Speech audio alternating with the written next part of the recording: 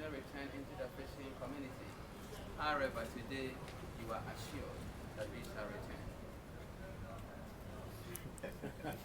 That's what's been a joke. When we return, we shall visit the condemned cell. Condemned cell. From the condemned cell, we will proceed to the Pallava Hall, Maclean's Hall, Governor's Residence, and then finally the first English church in Gold Coast, Ghana. Now, basically, there were three castles in Ghana. We have the Elmina Castle, built by the Portuguese around 1482. We also have the Christiansborg Castle in Accra, built by the Danish around 1661. And then Cape Coast Castle and Dungeons. This very castle built by the English around 1665. However, in the whole of West Africa, Europeans built about 66 forts and castles. But then, out of the 66 forts and castles, Ghana had about 46 because of those, which means that 3 castles and 43 forts dotted along the coastline of Ghana. Now, this castle was built by the English at a point when transatlantic slave trade was at its peak, and that captives were captured not only from Ghana, but including Burkina Faso, Togo, Benin, Nigeria, Mali, Senegal, Gambia, and other neighboring West African countries. But wherever they were captured, they walked barefooted through the forest to a community called Ascent Manson. In fact, as of the time they got to Ascent Manson slave market, they were very tired and weak. They were hungry and thirsty, so they gave them some food to eat. They gave them some water to drink. They shaved their hair after they were allowed to take their last African bath in a river called Slave River. After taking their bath, they oiled their skin so they looked attractive. From Ascent Manson slave market, they walked into the castle. Here in the castle, the first point of call was the Pallava Hall. That was where the captives were sold to the English merchants. From the Pallava Hall, they brought them here. Here, branding irons were heated. They used those branding irons to brand them for easy identification. After the branding, they were separated. Male captives were held down here, while the female captives were held in the female captives dungeon. So place John me in the male captives dungeon. But watch your steps as you walk over here. It's slippery, so it's advisable that you walk in the middle. Please mind your steps.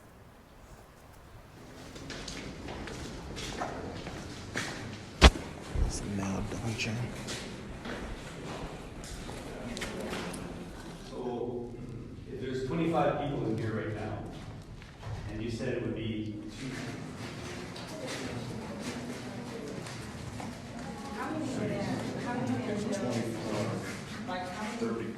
And the male captives dungeon has 5 chambers. This is the very first chamber.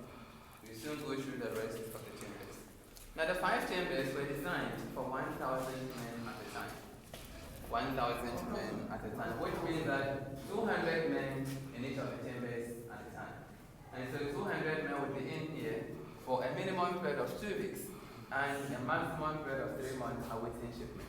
Indeed, each space was a complete apartment. They were fed in here. They defecated here. They slept here. They did everything here. At the time, there wasn't any electricity in the country. For that reason, the host up there served as source of light and ventilation. The trenches here served as drainage system. When it rained, water passed through the holes to wash their faces, urine, vomit, leftover food, among other materials into the ocean. So you can imagine the offensive smells here at the time. You can imagine the mosquitoes here at the time. You can imagine the house flies here at the time. Diseases. We all know that the heat in urine alone is enough to kill. We generate electricity from our own faces, but innocent souls lived in here for such a longer period, and that they died in their lives. Indeed, millions of people died over here. Therefore, as you remain sensitive, you will hear souls crying all over the place. So, if there's 25 people in here right now, and you said it would be 200 in here, so that would be a space about maybe just right here to the wall. That would be all 25 people, I guess. Eh? Okay. So our shoulders would be shoulder to shoulder. Yes, so they had to stand. Yeah. They had to stand. They had to sit. They had to squat. They didn't have enough space.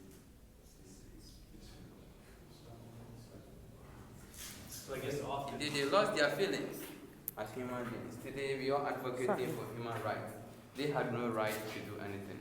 They were not considered as human beings. They were treated as cargo and even worse. What about the food? What would food usually be, you think? Yes, it was said that it was survival of the fittest. If you are not strong, you don't go near the food. Because of that, most of them embarked on hunger strike. Yes, they were fed on cassava, cocoa yam, plantain, rice, beans, being served as source of protein. They were fed in the morning and also in the evening. There were instances where they were allowed to go to the courtyard to be fed, and they served their food in their palm.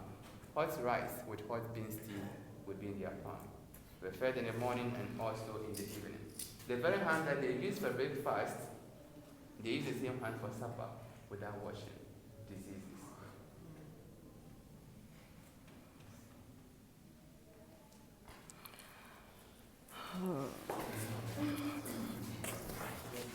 Timber was excavated. The rest were not excavated. Therefore, we are walking on the remains of the captives.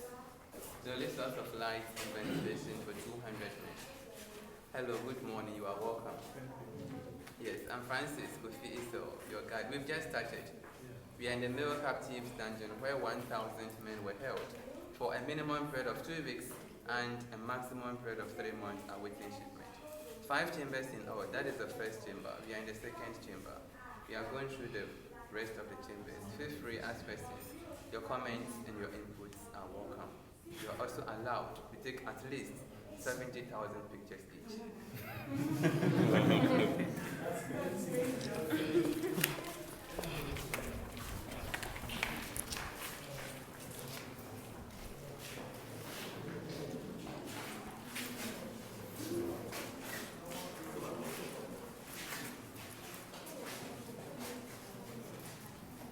How many men held these men?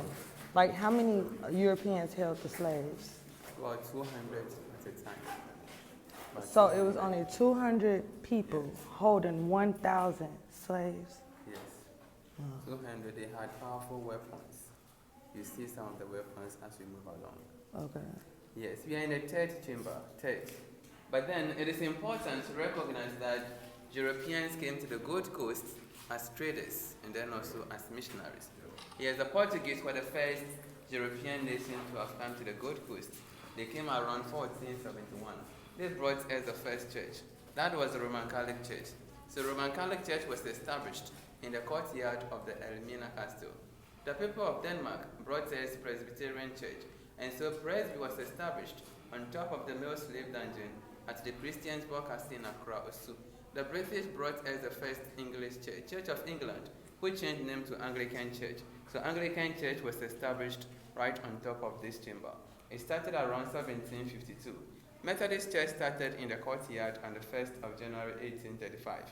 The ones who were preaching love thy neighbor as thyself up there. The captives were here, sleeping in their own faces, dying in their names. So ironically, heaven up there, hell down here, which means that if you were in hell, there was no way he could go to heaven. In other words, the captives were not allowed to join them there to worship the Almighty God. Source of light and ventilation. A spy hole right in front of the church. This hole is right in front of the Anglican Church. As the Christians went to church to worship the Almighty God, they saw the captives here, sleeping in their own faces, dying in their names. After church services, they saw them here, calling for help but no help. But I'm not the right person to judge, so please let's proceed.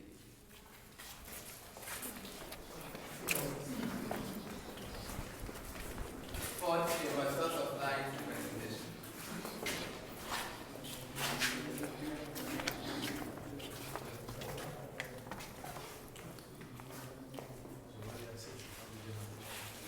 Yeah, they were giving medication.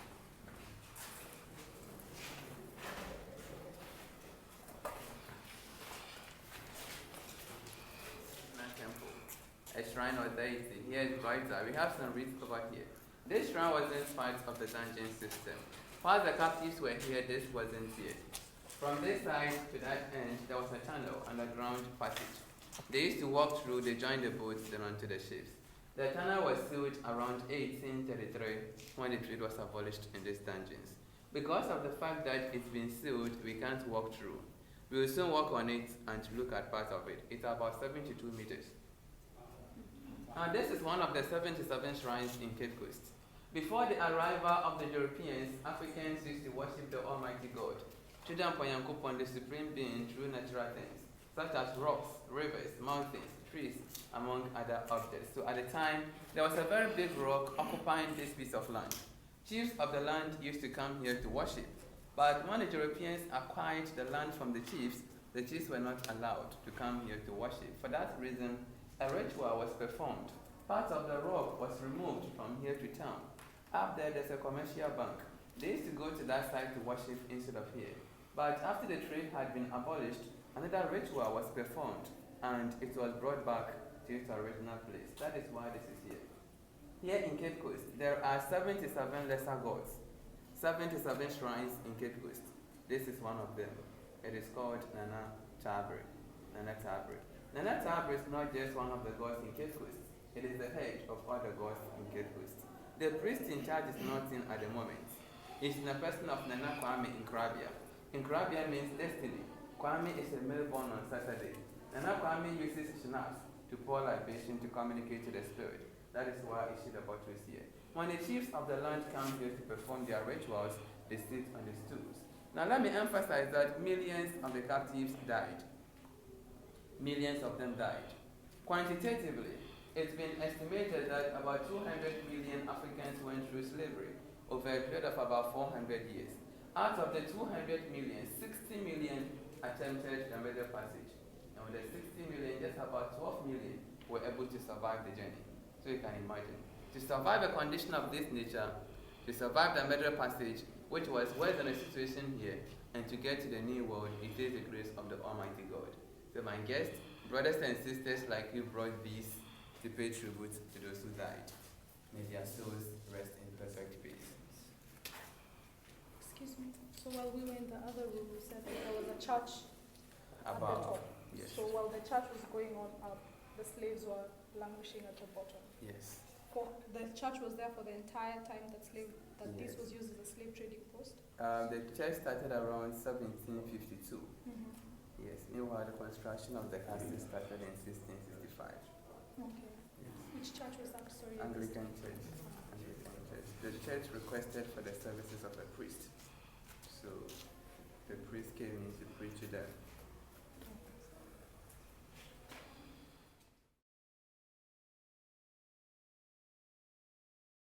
And that's the exit door, the point of no return. Once you go through here, never coming back. Straight to wherever you're supposed to be going. That's the exit to the point of no return, where they load up the ship with the slaves and send them to the Americas, Caribbean, anywhere east.